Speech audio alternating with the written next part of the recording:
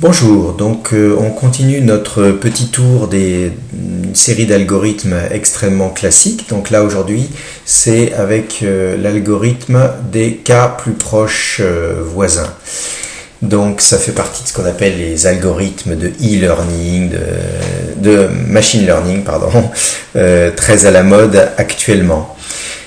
Donc tous ces algorithmes, on a vu tri par sélection, insertion, on a vu recherche dans une liste par dichotomie, etc. Vous devez mémoriser le principe de fonctionnement de ces algorithmes et c'est le cas encore aujourd'hui avec ces cas plus proches voisins. Donc vous lirez assez attentivement tout ce qui est marqué ici, vous vous intéresserez au cas particulier sur lequel on va travailler avec ces trois sortes d'iris, et puis vous verrez que ici, là, il y a un fichier CSV qu'il va falloir que vous récupériez sur votre ordinateur. Il n'y a pas 50 mesures, il y en a 150, c'est une coquille. Voilà. Que contient ce fichier? Vous verrez qu'il y a trois colonnes. Une colonne qui donne des... Donc ça c'est une première iris de l'espèce 0 qui avait ça comme dimension. Vous voyez que cette deuxième iris a les mêmes dimensions. Vous voyez que là une troisième iris qui a à peu près les mêmes dimensions, etc. Bon, donc vous vous intéresserez à cette situation. Et puis ensuite vous voyez qu'il y a un à faire vous-même 1. Alors ce à faire vous-même 1, il suppose que l'on installe sur son ordinateur la bibliothèque Panda et la bibliothèque Matplotlib. Donc s'il y en a parmi vous que ça intéresse, vous pouvez le faire, mais je ne vous oblige pas à le faire. Comment on fait ça? Eh bien, on lance l'invite de commande de Windows, si on est sous Windows. On la lance en tant qu'administrateur et on va taper pip install et puis le nom de la bibliothèque qui nous intéresse. Donc par exemple, pour installer Matplotlib, c'est ça, un pip install Matplotlib, attention à lancer en tant qu'administrateur. Donc j'exécute et puis comme moi je l'ai déjà installé sur cette machine, il me dit que c'est déjà installé et voilà. Et si je veux installer Panda, je ferai pip install Panda. Bien, alors donc ce code là, je vous demande pas forcément de le tester. Ceux qui ont envie de le faire, n'hésitez pas à le faire, mais c'est pas obligatoire. En revanche, je vous demande de vous y intéresser et de vous intéresser surtout à toutes les explications qui sont en dessous pour comprendre un petit peu de quoi il s'agit. Voilà. On n'est pas encore dans l'algorithme des cas plus proches voisins. Ici, on est dans l'explicitation d'une situation sur laquelle on va lancer cet algorithme après, dans un deuxième temps. Donc vous voyez qu'on voit que assez bien trois groupes qui se distinguent, le groupe des iris setosa, le groupe des iris virginica et le groupe des iris versicolores. Donc rapidement, cette ligne-là, ici, là, on est sur Panda qui va nous servir à lire le fichier CSV et à transformer ça en une série de listes, et ici on est en train d'utiliser le fameux Matplotlib qui va servir à générer automatiquement ce graphique là. Voilà. Alors voilà, très bien. Ensuite on va s'intéresser à deux iris particulières, une dont la longueur de pétale est 2 et la largeur 0,5, vous voyez, ça correspond à ce point-là. Et puis, un peu plus tard, on va s'intéresser à celle-ci, donc 2,5 et visiblement 0,75. Voilà, alors retenez bien ces deux valeurs, donc 0,5, 2 cm, et puis 2,5 et 0,75, parce que je vous demanderai après de travailler dessus, vous aussi. Alors, vous continuez à lire tout ça, vous vous intéressez à tout ce qui est marqué, et puis ensuite il y a un à faire vous-même 2, où là on utilise une autre bibliothèque, il faudrait là aussi encore installer, sklearn, qui, celle-là, scikit-learn, qui va permettre d'implémenter automatiquement l'algorithme des cas plus proches voisins. Ça aussi, je ne vous demande pas de le faire. voilà, je vous demande simplement de lire rapidement. Alors ça, vous lisez très rapidement pour voir un petit peu le genre, mais voilà, voilà. Donc tout ça, vous lisez, vous parcourez vite. Hein. Donc toute la première partie jusqu'à ici, vous lisez attentivement et doucement. Et à partir du moment où on vous parle de Scikit-learn, eh bien, vous jetez un coup d'œil rapide. Moi, l'activité que je vais vous demander de faire, c'est plutôt de travailler sur tableur, une fois n'est pas coutume. Donc, j'ai importé mon fichier iris.csv. Alors moi, j'ai utilisé LibreOffice, bon, pourquoi pas. Et donc, ça me donne ces 3 premières colonnes. Hein. Voilà, donc j'ai chaque ligne, c'est un iris particulier qu'on a trouvé dans la nature en se baladant. On a mesuré les distances et on a noté quelle était l'espèce concernée. Bon. Et puis vous voyez que donc pour chacun, j'ai rajouté ici un nouveau, alors je l'ai appelé nouveau point, peut-être qu'il faudrait plutôt que j'appelle nouvel iris. Hein. Voilà. Donc j'ai noté la longueur du pétale, la largeur du pétale, et j'ai calculé pour tous les autres pétales de ma série la distance entre le point correspondant à ces coordonnées-là et le point correspondant à ces coordonnées-là. D'accord ? Donc voilà, j'ai toute la série de distances. Comment je calcule cette distance? J'ai choisi d'utiliser la fameuse distance euclidienne, c'est celle que vous avez vue en seconde, hein, donc qui est que la distance entre deux points, entre ce point-là et ce point-là, eh bien c'est, je fais l'écart entre les abscisses au carré plus l'écart entre les ordonnées au carré, je prends la racine de tout ça. Hein. Donc c'est ce que j'ai écrit ici. Voilà.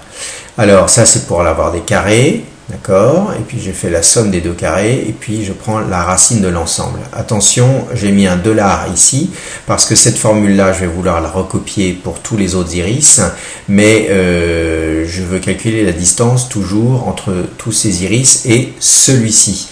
Donc pour bloquer la ligne 2, hein, dans G2 et pour bloquer la ligne 2 dans H2, eh bien je mets le $, devant. J'espère que vous connaissez déjà cette façon d'utiliser un tableur. Bien, alors, une fois que j'ai calculé toutes ces distances entre tous ces iris qui m'ont été donnés et puis le nouvel iris que je veux étudier, dont je ne sais pas encore quelle est son espèce, et bien ici donc voilà, donc j'ai toutes les distances. Maintenant je vais sélectionner tout ce tableau. Donc on va tout en bas et puis zoup, là on monte et je vais vouloir trier ceci. Donc trier, je trie selon la distance par ordre croissant. Je vérifie qu'il a bien compris que la première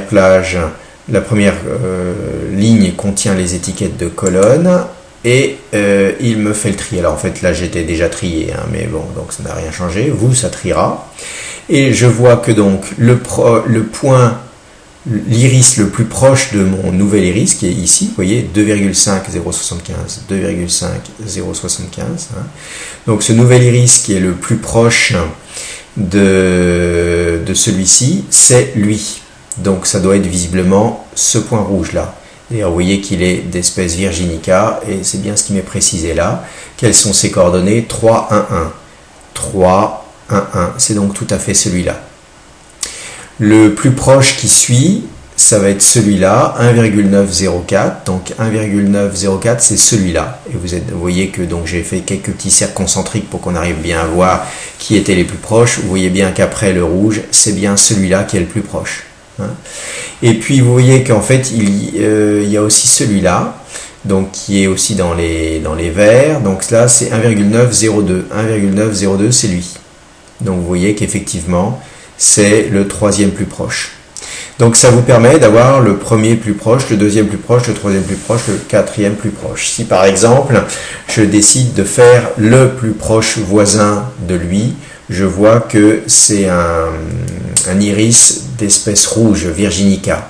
Si je choisis de prendre les 3 plus proches voisins, je vois que j'ai ces deux-là, et ben je vais plutôt choisir, dire que celui-là, là, qui est un peu tout seul et abandonné, est probablement plutôt un Setosa, puisqu'il y a 2 Setosa contre un Virginica dans les 3 plus proches.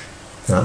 Et puis si vous voyez que je choisis les 5 plus proches voisins, eh bien à nouveau je vais plutôt avoir tendance à dire que c'est un Virginica. Si je prends les 10 premiers voisins, eh bien je vais probablement avoir plutôt tendance à dire que c'est un Setosa. Donc vous voyez que là on est vraiment typiquement à un endroit où cet algorithme des cas plus proches voisins ne permet pas bien de conclure, parce que c'est trop, on est trop au milieu, quoi, hein, voilà. Par contre, si je me mettais ici et que je faisais, si je prenais un point par exemple ici de coordonnées 3 et alors attendez, 3 et je change pas l'ordonnée, hein, donc ici je me contente de mettre un 3 et puis je vais choisir de tout trier. Alors, attention, il faut bien sélectionner avant de trier pour pas se retrouver à trier aussi ça par la même occasion. Donc je relance mon tri en distance, je vois que donc, alors là c'est un point qui est ici, d'accord. Les plus proches voisins, vous voyez bien que ça va être que des Virginica, c'est-à-dire des 1, et vous voyez qu'effectivement là il n'y a pas de problème, c'est que des 1. Hein. Donc le plus proche de voisin de lui, ça va être a priori celui-ci, et donc c'est bien ça qu'on voit, 3 et 1,1, et puis ensuite on a plusieurs 3, 3, 1, donc les 3, 3, 1 c'est ici, et vous voyez que là il n'y a pas un point, en fait il y en a 2 visiblement, ces deux lignes là, et puis ensuite on a 3, 5, 1, donc c'est celui-là, 3, 5, 1, etc. Voilà, on a assez vite les plus proches voisins d'un nouvel iris qu'on s'est donné.